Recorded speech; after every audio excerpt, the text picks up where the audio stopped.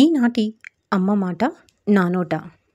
ఈ ఆధునిక యుగంలో మానవుడు పనుల ఒత్తిడితో క్షణం తీరిక లేకుండా ఉన్నాడు. తత్ఫలితంగా అలసట మిగులుతుంది. ఈనాడు మన జీవనశైలిలో ఎన్నో అవసరాలు, కష్టాలు, ఇబ్బందులు ఎదురవుతున్నాయి. అవి శారీరక, మానసిక బాధలే కాకుండా సాంఘిక మరియు ఆధ్యాత్మిక బాధలు కూడా కావచ్చు. అనారోగ్యము, భావోద్వేగాలతో కూడిన అస్థిరత, కాలాన్ని వృధా చేయుట, మనసును నియంత్రించలేకపోవుట, అధైర్యంతో కృంగిపోవుట, జీవితానికి సరైన లక్ష్యము లేకపోవుట, ఈ విధంగా చూసుకున్నట్లయితే జాబితా కొనసాగుతూనే ఉంటుంది.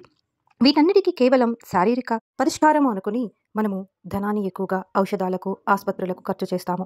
కానీ శారీరక ఆరోగ్యం కంటే మించినది మానసిక మరియు ఆధ్యాత్మిక ఆరోగ్యము. ఎప్పుడైతే ఈ మూడు సమతుల్యంగా ఉంటాయో అప్పుడు మనిషి వ్యక్తిగత జీవితంలోనూ మరియు చేసే వృత్తిలోనూ పురోగమించగలడు. సముద్రంలో ఎన్ని నీరున్నా ఓడను ముంచలేవు. ఆ నీరు ఓడలోకి ప్రవేశిస్తేనే ఓడ మునిగిపోతుంది.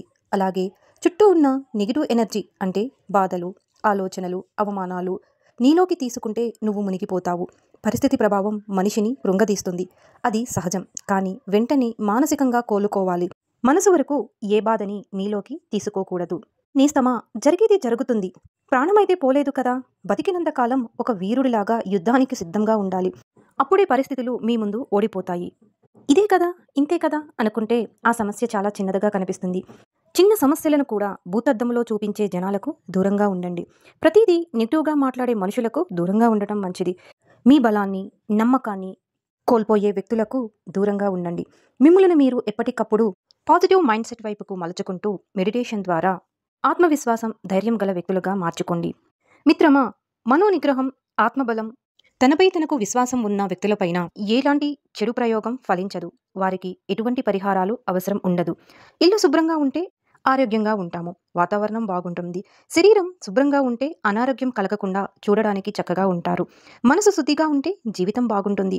ఇల్లు, శరీరం, మనసు మూడు బాగుండాలి అంటే బుద్ధి శుద్ధిగా ఉండాలి. అంటే ఆలోచన విధానం బాగుండాలి అంటే ఏదో ఒక పర్సనాలిటీ డెవలప్మెంట్ కోర్సుల్లో జాయిన్ అవ్వాలి కదా.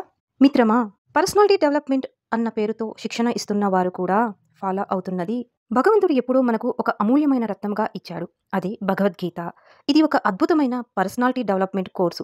చదవండి, ఆచరించండి, అలవాటు చేసుకోండి.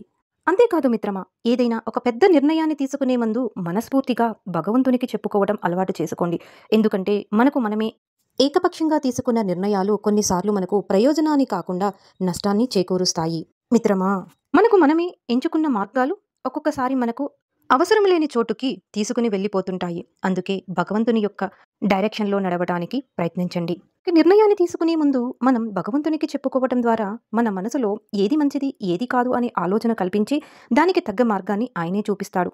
ఆ మార్గం ద్వారా మనం ప్రయాణించినప్పుడు కర్మవశాన ఏమైనా అవరోధాలు ఏర్పడినట్లయితే వాటిని ఆయనే సరిచేసి మనకు అనుకూలంగా మారుస్తాడు. మనల్ని ముందుకు నడిపిస్తాడు. మనము చేరుకోవలసిన గమ్యాన్ని చేరుస్తాడు. నేస్తమా, ఒక్క కండరం సరిగ్గా టైంకి స్పందించి సంకోచమో వ్యాకోచమో చెందకపోతే మనం ఉన్న చోట నుంచి కదలాలన్నా, మెదలాలన్నా, ఆఖరికి కప్పు కాఫీ కలపాలన్నా కూడా కుదరదు కదా. ఒకసారి ఆలోచించు మిత్రమా, ఇలా గనక జరిగితే మన శరీరంలోని ఒక్క ఎముక నేను మొయ్యను అని మొండికేస్తే చేతిలో ఉన్న కప్పో గ్లాసో కింద పడి ముక్కలైపోతుంది. అంతెందుకు, మనమే నిలబడి నుంచోగలమా? ఒక్క నరం ఉన్న చోట నుంచి మిల్లీమీటరు పక్కకి జరిగినా, పక్క నరం మీదకి ఎక్కి కూర్చున్నా మన ప్రాణం అల్లాడిపోతుంది కదా. ఎప్పుడూ ఆగకుండా పరిగెత్తే రక్తానికి ఒక చిన్న క్లాట్ అడ్డుపడితే సగం బాడీ ఫంక్షన్ పనిచేయదు. మామూలుగా పనిచేసే రెడ్ అండ్ వైట్ రక్త కణాలు కొంచెం సంఖ్య పెరిగినా లేదా కాస్త ఎక్కువ పనిచేసినా స్కిన్ రఫ్ అవ్వడమో లేదో ఏదో ఒక ఎలర్జీ లాంటిది రావడమో జరుగుతుంది. మన బ్రెయిన్ దగ్గరికి వస్తే అసలు మనం సరైన విశ్రాంతి అనేది ఇస్తున్నామా? ఇప్పుడు ఏదో ఒకటి కోల్పోయినట్లుగా, తెలియని అలజడితో ప్రపంచాన్నంతటి మనమే మోసేస్తున్నాం అన్నట్లుగా ఎన్నో ఆలోచనలను ఇన్పుట్ చేస్తూనే ఉంటాము. ఆ బ్రెయిన్ యొక్క ఫంక్షన్ ఆగిపోతే పరిస్థితి ఏమిటి? హార్ట్ క్షణం కూడా ఆగకుండా పనిచేసే మన గుండె రెస్ట్ కావాలి అనుకుంది అంటే ఇక మన పరిస్థితి అదే ఆఖరి క్షణం అవుతుంది కదా. ఇలా శరీరంలోని ప్రతి అణువు, ప్రతి అవయవం మన కోసం ప్రతి క్షణం అలర్ట్గా పనిచేస్తుంటే మరి మనం మన కోసం ఏం చేసుకుంటున్నాం? ఏం చూసుకుని మనం గర్వంగా ఉంటున్నాం? ఏమీ లేదని నిరాశ చెందుతున్నాం? ఏదో ఉందని రెచ్చిపోకుండా, ఏమీ లేదని చచ్చిపోకుండా ఉన్నంతలో నిజాయితీగా సంతోషాన్ని, ఆహ్లాదాన్ని పెంచుకుంటూ బతకాలి మిత్రమా. దేహానికి వ్యాయామం, మెదడుకి వ్యాపకం పెట్టుకుని రేపటి మీద ఆశతో నమ్మకంతో బతుకుతూ ఒకరికి ఎంతో కొంత ఆసరా అవ్వగలిగితే అంటి జన్మ ఎంతో ధన్యం. గొప్ప గొప్ప రాజులైన యోగులైన మహానుభావులైన ఇంతకంటే గొప్పగా ఏం చెప్పగలరు, ఏం చేయగలరు జీవితంలో?